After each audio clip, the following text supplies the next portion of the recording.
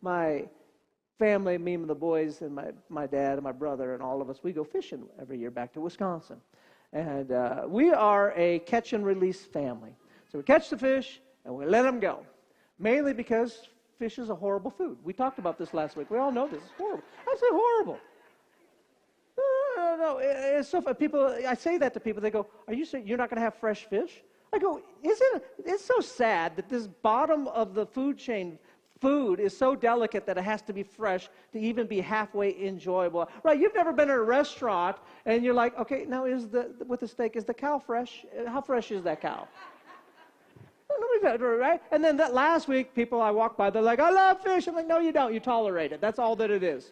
And they're like, no. And they tell me about a fish they have. And every time, you have to put so much. Okay, well, this fish, you have to try this. You put pistachios and pecans, and you coat it with coconut, right? And you pray over it for 72 hours, right? And holy water. Like, they have this whole process. And I go, a steak, you just throw some salt and pepper on it. It's done. It's great. It's amazing. 100 times better, right?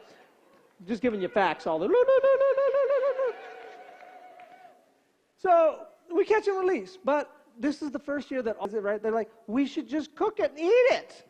And I go, kids, no, I thought I raised you right. Let's not do this. Let's just go have a hamburger like this, right? And they're like, no, we want to eat it. And so I went, me and Jason, we go, all right, we'll cook and eat it, right? So we go in the house. We don't have a knife. Now, I realize I own a knife company, and I don't have a knife. That's really hilarious. I don't have a knife. There's not a knife. So we'll rent this old cabin, right? And so we look through all the drawers, and we find one of those long kitchen knives, right? But this thing it's so dull, right? It was probably used in the Revolutionary War. This thing is so old.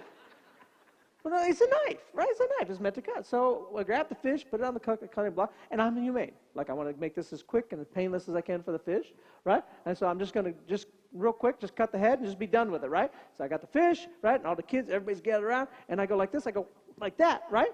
And it didn't even leave a mark. Didn't even scratch the fish. There was nothing on that.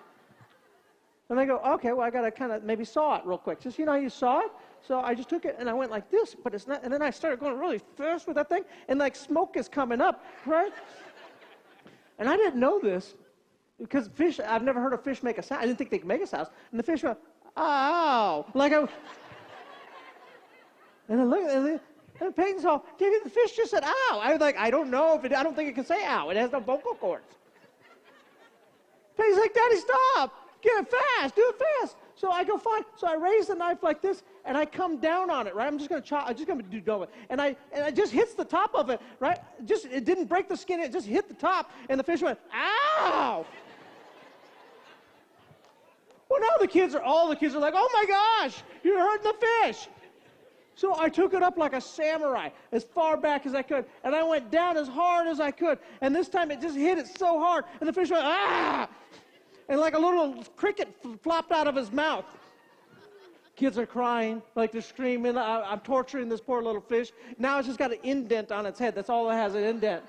Couldn't handle it no more. I just took the fish. I ran outside, went back in the lake, and I got water going through its gills, and then it swam away. And I went. We all cheered. We went, all right, have a good life. No, we had a burger. Right, it was a great night. We had a burger, the best meal we've ever had in our lives. And here's the thing that I want you to realize, that the weapon of the devil is dull. It has no power to cut through the Word of God and what's in our life. And the devil may think, boom, but it doesn't matter. It didn't break the skin. It didn't break my spirit. It didn't break my attitude. And guess what? I'm back in the stream of life, flourishing and doing what I was called to do.